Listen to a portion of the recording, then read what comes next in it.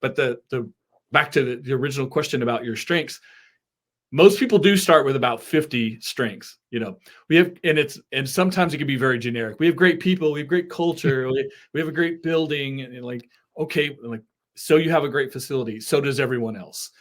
Everyone thinks their team is really good. And when you get down into the real, like, is your team really that great? Like, well, we like them, but we could do better. That's true. But I find if you have 30 to 50 strengths listed on that side of the SWOT, right? Most of them have a common theme.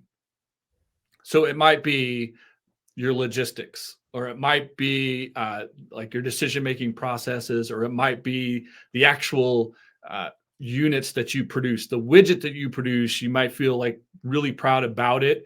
And you might say that it lasts a long time, that it performs well, that it's higher rated by customers, that it has all of these advantages. And that's maybe 8 strengths that are really the product strength, or something else that you could sort of group together. And so I typically find that, if you have 30 to 40 to 50 strengths listed, you should have 5 or 6 kind of basic themes that come together. When we did this, when we launched the Golden Group, we did the same thing. We took the 4 partners and we were all like, oh, we have all these strengths, all this background and all this stuff. And when I went through and tried to find themes and commonality, the word that kept coming up was growth. And so that's why strategic growth has always been a part of that, is being strategic. I didn't want it to be focused on creative and growing businesses. And so we found that common theme, and essentially you could take all of our strengths on our SWOT and put them under one of those 2 things, which is being strategic or doing things that allow businesses to grow. So you'll have a lot. Not all of them are priorities. Not all of them are real strengths. It's okay to list them. It's okay for them to be in your business plan, but understanding the 1 or 2 top themes and the top 2 ideas, and then the second half of that being the position. How does that position against your biggest competitors, your main competitors? And how do you find ways to get into conversations about your strength, your differentiation, as opposed to their strengths? Well, I'm not sure if it's chicken and egg this. What do you start at the identifying the audience first, or the positioning, or the I assume the differentiation must come early on.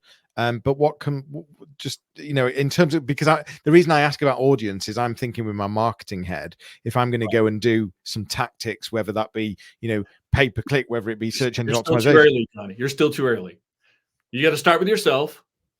You have to know yourself, understand yourself, be honest with yourself, get this part. That's why you start with the SWOT. The strengths and weaknesses, right, are the primary reason to do the SWOT. We could talk about opportunities and threats, but really strengths and weaknesses is what you need to understand. The second thing you need to do is you understand the market, and then you understand your competition. And understanding your market is a pretty easy practice. Here's the general area we eat in. Here are the things we need to know about how to deliver, if there's any legal issues and technical issues, and kind of understanding all of that, so that you can narrow back down that conversation back down to, again, who are our top 5 or 10 competitors. Some markets have 3 competitors, some have 3,000. But someone's got market share. Someone's got the biggest market share, and someone is second, and someone is third, and you're competing with them. And so if you're honest about your strengths and the opportunities you can create, the value you can provide, the expectations that you can live up to, and have that honest assessment of the market, what you could expect, how much money can be made, not because the whole market's $100 billion, but because the actual niche that you work within, that you deliver within, what's that scope of that. From there, you can understand who is the industry leader, who has the biggest market share, who are we really competing against. Again, being honest about what their strengths and weaknesses are.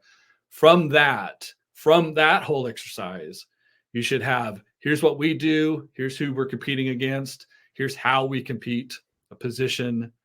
And from there, then you can start talking about, how does that, our position, our strength, our expectations we can meet, match up to what consumers are looking for?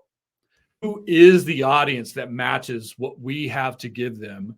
And who is the audience who's more likely to go with competitor A, B, C, and D because of their strengths and the way they position themselves? Because you want to not spend any time or money, definitely not money, marketing to those people, and spend all your time, all your money, all your effort, and all your energy on that consumer most likely to be excited, not just okay with, but excited and willing to put their money down for what it is you're offering, that they see the value higher than the price you're charging for your product or service. So that's where it starts.